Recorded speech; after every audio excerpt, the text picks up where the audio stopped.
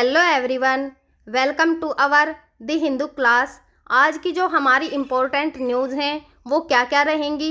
Operation Sindhu, Bharat और जो Korea हैं उनके बीच रक्षा संबंध, स्कूली शिक्षा की रिपोर्ट और मनरेगा। जो हमारी पहली न्यूज़ है वह जो ईरान में फंसे हुए जो भारतीय छात्र हैं उनको वापस लाने के लिए जो ऑपरेशन सिंधु जो है शुरू किया गया है, उसके लिए है भारत ने जो है ईरान और इजराइल के संघर्ष के बीच में जो हमारे नागरिकों की सुरक्षा के लिए ऑपरेशन सिंधु जो है वो शुरू किया है। इसके पहले चरण में जो है वो 17 जून को जो है वो उत्तरी ईरान से लेकर 110 भारतीय जो हैं छात्र उनको सुरक्षित निकाला गया है और इन छात्रों को जो है भारतीय दूतावास की निगरानी में सड़क मार्ग से आर्मेनिया की जो राजधानी है येरेवन जो है वो लाया जा गया है, जहां से वे 18 जून को इंडिगो की जो विशेष उड़ान से दोहा के रास्ते से नई दिल्ली के लिए रवाना हुए। यह उड़ान जो है वो 19 जून सुबह लगभग 10:15 जो है उस तक दिल्ली के इंदिरा गांधी जो अंतर्राष्ट्रीय हवाई अड्डा है वहां पर उतरी है। और जो यह न्यूज़ है इसकी पृष्ठभूमि जो है वो क्या है, 17 जून 2025 को ईरान और जो इजराइल के बीच बढ़ता तनाव है, उसके कारण जो उत्तरी ईरान जो है विशेष रूप से उर्मिया शहर में स्थिति जो है वो अत्यधिक तनावपूर्ण हो गई है। उर्मिया मेडिकल यूनिवर्सिटी में जो छात्र पढ़ रहे हैं, जो भारतीय छात्र हैं जिनमें अधिकांश जो है वो जम्मू कश्मीर के छात्र हैं, वह जो है अपने आप को असुरक्षित स्थिति में जो है वो महसूस कर रहे हैं, क्योंकि वहाँ पर जो है वो अत्यधिक तनाव की स्थिति चल रही है। और उनकी निकासी का जो प्रथम चरण है वह क्या रहा, यानी कि जो पहले चरण में जिन छात्रों को जो है भारत लाने के लिए कार्रवाई की गई वह क्या रही। 17 जून 2025 है या उसमें जो है 110 भारतीय छात्रों को उर्मिया से सड़क मार्ग द्वारा आर्मेनिया की राजधानी येरेवन लाया गया। इसमें 90 छात्र जो हैं वो कश्मीर घाटी जो है वहाँ से थे। और जो 18 जून 2025 जो है उसमें येरेवन से जो इंडिगो की विशेष उड़ान है उसने इन छात्रों को दोहा कतर के रास्ते नई दिल्ली के लिए रवाना किया। 19 जून को जो है वो उड़ान सुबह 10:15 बजे जो है यानी कि 10:15 बजे के करीब जो है वो दिल्ली के इंदिरा गांधी जो अंतर्राष्ट्रीय हवाई अड्डा है वहाँ पर उतरी है। और अन्य कदम जो है यानी कि जो तेहरान में जो भारतीय दूतावास है वहाँ पर 600 अन्य भारतीय छात्र जो हैं उनको ईरान के भीतर सुरक्षित स्थानों पर स्थानांतरित किया गया है। निकासी प्रक्रिया में भारतीय दूतावास तेहरान और जो येरेवन है उसमें भारतीय मिशन ने महत्वपूर्ण भूमिका निभाई है। ईरान और जो आर्मेनिया सरकार हैं उन्होंने इस अभियान में सहयोग प्रदान किया है। जो हमारी नेक्स्ट न्यूज़ है वह इंडिया और जो क्रोएशिया है उसमें make long term plan for depending defence ties, यानी उनके बीच जो है वो संबंध को मजबूत करने के लिए भारत और जो क्रोएशिया है उसके बीच में जो प्रधानमंत्री नरेंद्र मोदी हैं उन्होंने कहा है कि भारत और जो क्रोएशिया है वह रक्षा संबंधों को मजबूत करने के लिए दीर्घकालीन योजनाएं जो हैं वो बनाएंगे। इसलिए जो प्रधानमंत्री नरेंद्र मोदी हैं उन्होंने 18 जून 2025 को क्रोएशिया के जो ऐतिहासिक यात्रा है उसके दौरान उन्होंने क्रोएशियाई प्रधानमंत्री आंद्रेज प्लोकेविच के साथ जो प्रतिनिधिमंडल स्तर की वार्ता जो है उसमें एक रक्षा सहयोग प्लान की घोषणा जो है वो की है। जो दीर्घकालीन रक्षा सहयोग योजना है वह क्या है, 18 जून 2025 को प्रधानमंत्री नरेंद्र मोदी की जो क्रोएशिया की यात्रा है उसके दौरान उन्होंने दोनों देशों ने जो है वो रक्षा संबंधों को और अधिक मजबूत करने के लिए एक दीर्घकालीन रक्षा सहयोग जो है उसके प्लान की घोषणा की है। इस योजना का उद्देश्य जो है वो रक्षा क्षेत्रों में जो दोनों देश हैं उनके बीच आपसी जो रणनीति और जो साझेदारी है उसको गहरा करना है। इसके प्रमुख क्षेत्र जो हैं वो कौन कौन से रहेंगे, जो सैन्य प्रशिक्षण और आदान प्रदान है भारतीय और क्रोएशियाई जो सैनिक हैं उनके बीच, उन्हें जो है वो प्रशिक्षण कार्यक्रम और सैन्य कर्मियों का जो आदान प्रदान है उसके लिए जो है वो किया गया है। रक्षा उद्योग हैं उनमें भी जो है वो सहयोग के लिए प्रधानमंत्री नरेंद्र मोदी और जो क्रोएशिया के प्रधानमंत्री हैं उनके बीच में बातचीत हुई है। यानी रक्षा उद्योगों के सहयोग के लिए संयुक्त उत्पादन, अनुसंधान और विकास, रक्षा तकनीकी जो हैं उनका जो हस्तांतरण होगा उसमें भी जो है वो भूमिका निभाएंगे। और शिप बिल्डिंग, नौसेना के लिए जो जहाज निर्माण है उसमें भी एक दूसरे का सहयोग करेंगे, जिसमें डिज़ाइन और जो उत्पादन होगा वह भी शामिल हो सकता है। साइबर सुरक्षा, जो साइबर खतरों से निपटने के लिए नई तकनीक और रणनीति जो है उनको एक दूसरे के साथ जो है वो साझा करेंगे। रणनीतिक महत्व जो है इसके क्या क्या रहेंगे, यह सहयोग जो है वो भारत के लिए यूरोपीय संघ और जो बाल्कन क्षेत्र हैं उनमें रणनीतिक उपस्थिति को बढ़ाने का अवसर जो है वो प्रदान करता है। क्रोएशिया की जो भौगोलिक स्थिति और नाटो सदस्यता जो है इसे भारत के लिए महत्वपूर्ण रक्षा साझेदारी जो है वो बनाती है। दोनों देश लोकतंत्र, कानून का शासन और वैश्विक शांति जैसे साझा मूल्यों पर आधारित हैं और जो इनमें जो है एक दूसरे के बीच में जो आपसी संबंधों को गहरा करने के लिए कुछ अन्य पहलें जो हैं वो भी की गई हैं यानी की जाएंगी। रक्षा सहयोग के साथ साथ दोनों देश जो हैं एक दूसरे के साथ व्यापार, निवेश, पर्यटन और जो सांस्कृतिक आदान प्रदान है उसको भी बढ़ावा देने की योजना बना रहे हैं। भारत और जो क्रोएशियाई रक्षा सहयोग भारत की जो मेक इन इंडिया पहल और जो आत्मनिर्भर भारत अभियान के अनुरूप है, जो रक्षा उत्पादन में स्वदेशीकरण को बढ़ावा देता है। और ऐतिहासिक संदर्भ में देखें तो दोनों देशों के बीच में जो है वो जो राजनीतिक संबंध हैं वह स्थापित हुए हैं और तब से रक्षा, व्यापार और संस्कृति में सहयोग बढ़ा है। हाल ही के वर्षों में अगर देखें तो भारत और जो क्रोएशिया है उनके साथ उच्च स्तरीय जो यात्रा हैं और समझौतों के माध्यम से संबंधों में और अधिक मजबूती जो है वो देखी गई है। Chandigarh top school education index Meghalaya comes last report, यानी जो चंडीगढ़ के टॉप स्कूल हैं उनमें एजुकेशन यानी कि शिक्षा का इंडेक्स जो है मेघालय में लास्ट रिपोर्ट जो है वो आई है। और यह न्यूज़ जो है वो चर्चा में क्यों है? नई राष्ट्रीय शिक्षा नीति के बाद स्कूली शिक्षा में सुधार हुआ है, पर शिक्षा मंत्रालय की जो परफॉर्मेंस रही है ग्रेडिंग इंडेक्स में, उसकी रिपोर्ट के अनुसार ज़्यादातर राज्य जो हैं अभी भी सुधार की उन्हें ज़रूरत है।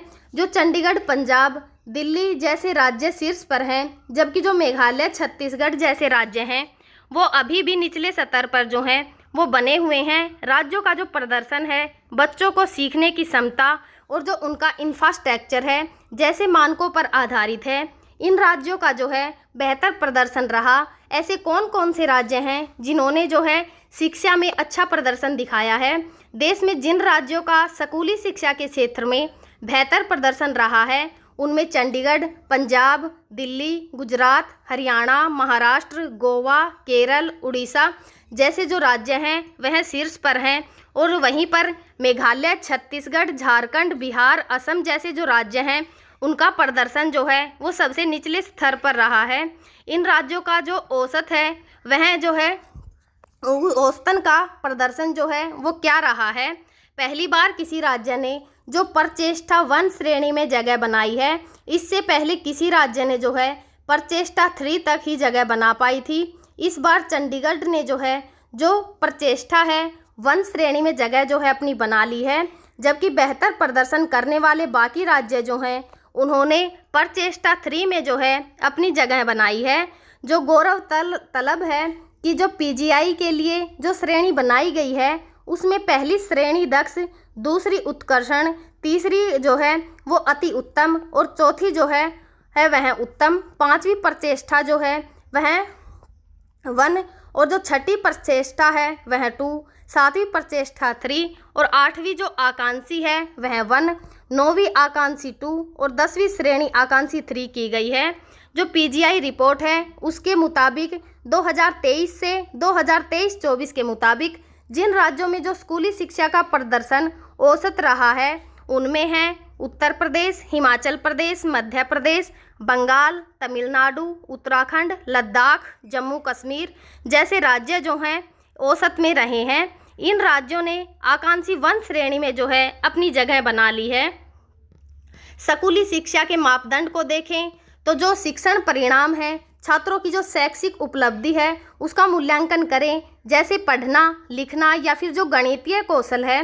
राष्ट्रीय जो उपलब्धियां सर्वेक्षण है, जैसे टूल का उपयोग जो है वो करते हैं।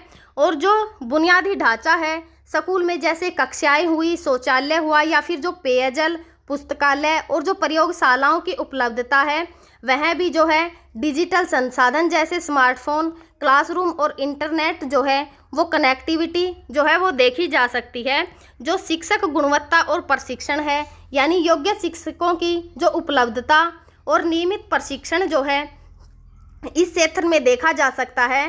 शिक्षक छात्र अनुपात का मानक और जो पहुंच और समावेशिता है, सभी बच्चे जो हैं विशेषकर वंचित वर्ग जैसे कि SC ST या फिर लड़कियां या फिर कोई दिव्यांग, उनके लिए स्कूलों तक पहुंच, जो ड्रॉप आउट की दर है उसमें कमी और नामांकन में वृद्धि जो है वो देखी जा सकती है। प्रशासन और जो शासन है, स्कूल के जो प्रबंध में जितनी भी समितियां हैं उनकी प्रभावशीलता, बजट का आवंटन और जो उपयोग की पारदर्शिता है वह भी इसमें विशेष महत्व को निभाती हैं। डिजिटल शिक्षा, ऑनलाइन शिक्षण संस्थान जैसे कि दीक्षा प्लेटफॉर्म का उपयोग, शिक्षकों और जो छात्र हैं उनके लिए डिजिटल जो साक्षरता है वह भी जो है बहुत ही महत्वपूर्ण भूमिका निभा रहा है। Calcutta HC ask centre to resume implement of MNREGA in West Bengal. जो कलकत्ता उच्च न्यायालय है उसने 18 जून 2025 को केंद्र सरकार को निर्देश दिया है कि पश्चिम बंगाल में महात्मा गांधी राष्ट्रीय ग्रामीण रोजगार गारंटी अधिनियम जो है, यानी कि जो मनरेगा है, योजना को 1 अगस्त 2025 से फिर से शुरू किया जाए। यह आदेश मुख्य न्यायाधीश TS जो शिवगमन है और जो न्यायमूर्ति चेतलानी चटर्जी हैं उनकी खंडपीठ ने दिया है। जो यह न्यूज़ है इसकी उत्पत्ति और पृष्ठभूमि के बारे में अगर जानकारी प्राप्त करें तो 1970 और जो 80 का दशक है उसमें भारत में ग्रामीण बेरोजगारी और जो गरीबी है उसको कम करने के लिए कई जो रोजगार योजनाएं हैं वह शुरू की गई, जैसे कि खाद्यान्न के बदलते काम और राष्ट्रीय ग्रामीण रोजगार कार्यक्रम। ये योजनाएं मनरेगा की जो वैचारिक नींव है बनी है। 1990 के दशक में रोजगार गारंटी की अवधारणा को महाराष्ट्र में रोजगार गारंटी योजना से प्रेरणा मिली, जो ग्रामीण क्षेत्रों में काम की मांग पर आधारित थी। इस मॉडल ने राष्ट्रीय स्तर पर रोजगार गारंटी की जो संभावना है उसको बल दिया। 2000 के दशक ग्रामीण गरीबी और जो बेरोजगारी है उसकी समस्या को देखते हुए सिविल सोसाइटी कार्यकर्ता और जो अर्थ स्त्रियां हैं उन्होंने मांग आधारित जो रोजगार है उसकी गारंटी कानून की वकालत जो है वो शुरू की है।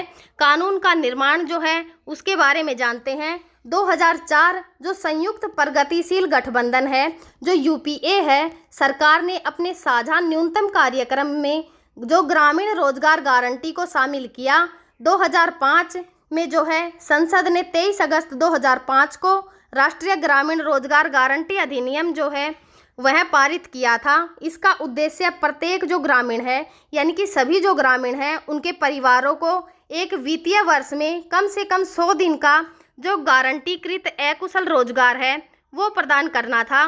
7 सितंबर 2005 को राष्ट्रपति की मंजूरी के बाद जो है यह कानून लागू हुआ था और जो इसका कार्यान्वयन हुआ था उसके बारे में जो है, यानी इसके शुरुआती चरण जो हैं उनके बारे में जानते हैं।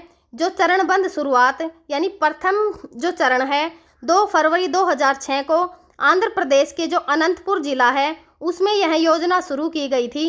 पहले चरण में देश के 200 सबसे गरीब जिले जो थे उनमें इसे लागू किया गया था। द्वितीय चरण में जो 130 और जिलों को जो है इसी के अंदर शामिल कर लिया गया था।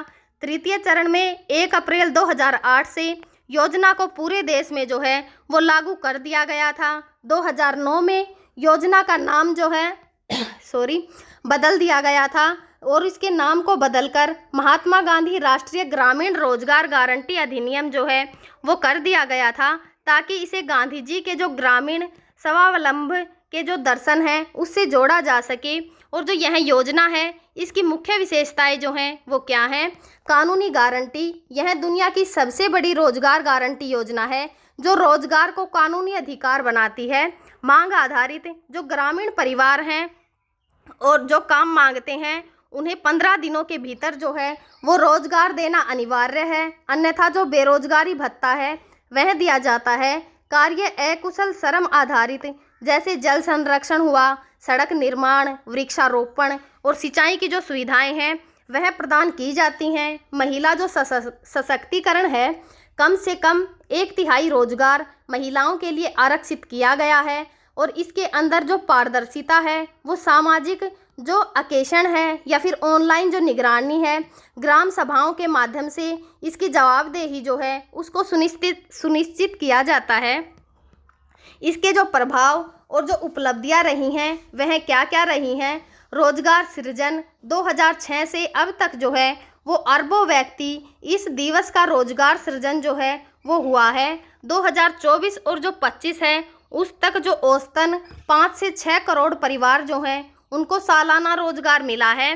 ग्रामीण बुनियादी ढांचा संरक्षण और जो ग्रामीण सड़कें, खेतों में सुधार जैसे कार्य हैं उनसे ग्रामीण अर्थव्यवस्था जो है उसको बल मिला है। आर्थिक समावेशन, गरीब, दलित और जो आदिवासी और महिलाओं को आर्थिक सुरक्षा जो है इसके जरिए प्रदान की गई है। कोविड-19 महामारी, लॉकडाउन के दौरान जो प्रवाह मजदूर थे उनके लिए मनरेगा जो है वो जीवन रक्षक साबित हुई थी, जब रोजगार मांग में भारी जो है वो नती तर्क हुई थी। इसमें जो है कुछ चुनौतियों को भी देखा जा सकता है।